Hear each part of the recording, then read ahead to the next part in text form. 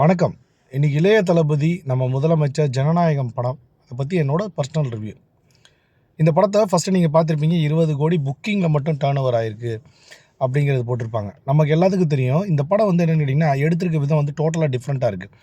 பகவத் கேசரி நம்மளோட பாலையாவோட படத்தை தான் ரீமேக் பண்ணியிருக்காங்க அப்படின்னு சொல்லி பார்க்கும்போது, அந்த படத்தையே வந்து ஒரு ஹைடெக்காக ரீமேக் பண்ணியிருக்காங்க. ஹைடெக்னா எப்படி அப்படின்னு சொன்னிங்கன்னா, பகவத் கேசரி நல்லா ஓடின படம்.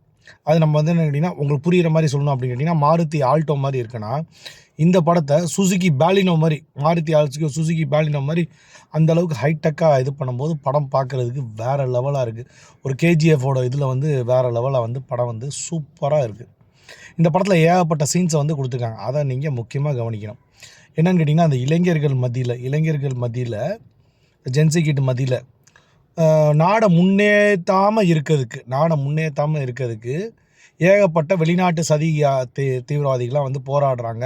அதை எதிர்த்து போராடுற மாதிரி தான் இளைய தளபதி வந்து காட்டியிருக்காங்க. அப்போ இன்றைக்கி பார்த்திங்கன்னு வச்சுக்கோங்களேன், ரயில் ஓடலை டெல்லியில் வந்து ரயில் ஓடலை. நேபாள் மாதிரி ஆக்கிடுவேன், பங்களாதேஷ் மாதிரி ஆக்கிடுவேன் அப்படின்னு சொல்லிட்டு இந்த சிபிஜி, இந்த காக்ரோச் ஜனதா பார்ட்டிலாம் போராடிக்கிட்டு இருக்காங்க. அதில் நம்மளுக்கு வந்து ஹிந்தி திணிப்பு அப்படின்னு சொல்லிட்டு இருக்கவங்க இங்கே வந்து தமிழ்நாட்டில் கிந்தாபாத்துங்கிறாங்க. என்ன பேசுகிறாங்க சத்தியமாக எனக்கு புரியல. அவங்க பேசுகிறதாவே நம்ம டப் பண்ணி போட்டுடலாம். இவங்க ஹிந்தி வேண்டாம் அப்படின்னு சொல்லிட்டு இப்போ ஹிந்தியில் வந்து கந்தாபாத்துங்கிறாங்க. என்ன சொல்கிறாங்க அப்படிங்கிறது நம்மளுக்கும் புரியல. எப்படா திடீர்னு தமிழ்நாட்டுக்கு ஹிந்தி முளைச்சிச்சு அப்படிங்கிறது நம்மளுக்கும் தெரியல. இப்படி ஒரு போராட்டம் தான் நடத்திட்டு இருக்காங்க. அந்த மாதிரி போராட்டம் நடத்தினா நாட்டுக்கு எவ்வளோ பெரிய பேராபத்து அப்படிங்கிறத இளைய தளபதி மூலிமா நம்மளுக்கு ரொம்ப தெளிவாக சொல்லியிருக்காங்க. அதை வந்து என்னென்னு கேட்டிங்கன்னா, இந்த ஜென்சி கிட்டு எல்லாம் வந்து புரிஞ்சுக்கணும். நம்மளோட இது என்னென்னு கேட்டிங்கன்னா, போராட்டம் நாட்டோட வளர்ச்சி.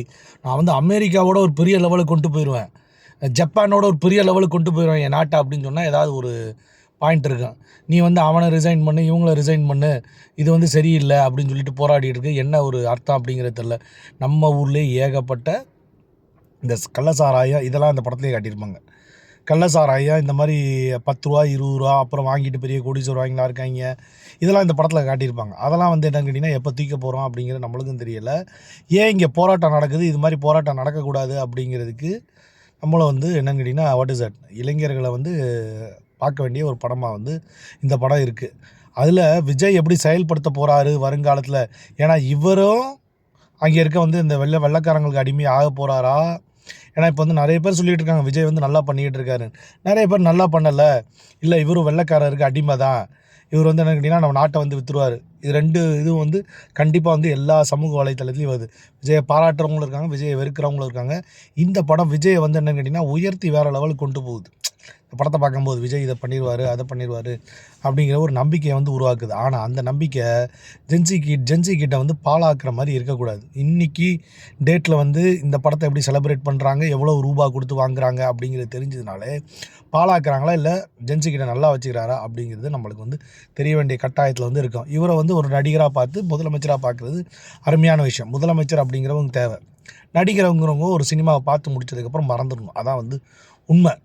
அந்த மாதிரி ஃபேக்டில் பார்த்தோம் அப்படின்னு சொன்னால் நம்மளுக்கு வந்து ஒரு நல்ல வாழ்க்கையாக வந்து அமையிறதுக்கு சந்தர்ப்பமாக இருக்கும். இந்த படத்தை சுற்றி எப்படின்னு கேட்டிங்கன்னா, அந்த ஜென்சி கிட்ட வந்து எப்படி பாழாகிறாங்க அப்படிங்கிற இந்த காக்ரோச் ஜனதா பார்ட்டி மாதிரி எப்படி வந்து நாட்டை பாழாக்கிட்டு இருக்காங்க. அதனால தான் என்ன பண்ணுறாங்கன்னு இந்த படத்தை பார்த்துட்டு ஏகப்பட்ட பேர் கடுமையாக விமர்சனம் பண்ணிகிட்டு இருக்காங்க. இங்கே பார்த்து இளைய தளபதியோட படத்தை பார்த்து பெருமைப்பட்டுக்கிட்டு இருக்காங்க. அங்கே வந்து இளைஞர்கள் போராடிக்கிட்டு இருக்காங்க. என்ன போராட்டம் பண்ணிக்கிட்டு இருக்க?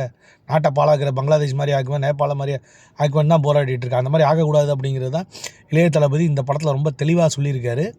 அதை நீங்கள் எல்லாமே பயன்படுத்திக்கணும். அதே மாதிரி என்னென்னு கேட்டிங்கன்னா, தாவேக்காலே ஏகப்பட்ட பேர் அந்த மாதிரி இருக்காங்க. அதுவும் நீங்கள் பார்த்துருப்பீங்க. அதுக்கு வந்து அது நம்ம முதலமைச்சர் வந்து என்னென்னு கேட்டிங்கன்னா, வந்து அதுக்கு ஜெயிலில் பிடிச்சி போடுறது, அவங்களுக்கு சரியான தண்டனை கொடுத்துட்ருக்காரு.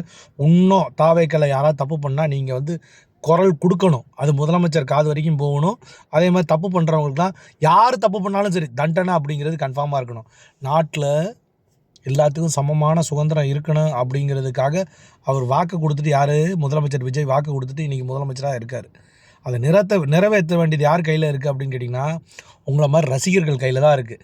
தாவேக்காவை சேர்ந்தவனே எவன் தப்பு பண்ணாலும் அடித்து கொண்டு வந்து நீங்கள் என்னென்னு கேட்டிங்கன்னா, அவங்களுக்கு தேவையான சரியான தண்டனையை வந்து நீங்கள் கொடுத்தீங்க அப்படின்னு சொன்னால், இது நீங்கள் வந்து தமிழ்நாட்டுக்கு செய்கிற பெருமையோடு உங்கள் தலைவர் விஜய்க்கு செய்கிற ஒரு பெரிய பெருமையாக இருக்கும்.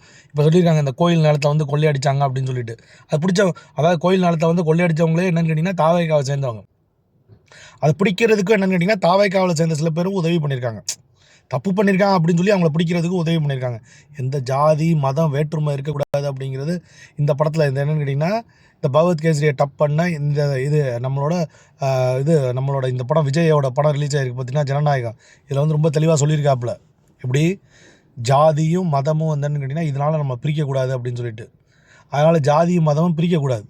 பிரிக்காமல் என்ன இருக்கணும் அப்படிங்கிறத நம்ம உணரணும். உதாரணத்துக்கு நம்ம திருப்பரங்குன்றம் எடுத்துக்கிட்டோம்னு வச்சுக்கோங்க.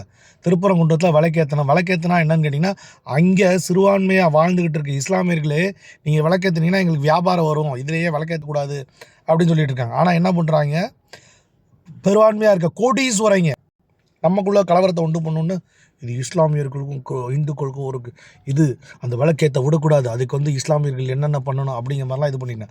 அந்த மாதிரிலாம் பண்ணக்கூடாது அப்படிங்கிற ஜனநாயக படத்தில் எல்லோரும் சமமாக பார்க்கணும், எல்லா மதத்தையும் சரியாக பார்க்கணும் அப்படிங்கிறத சொல்லியிருக்காங்க.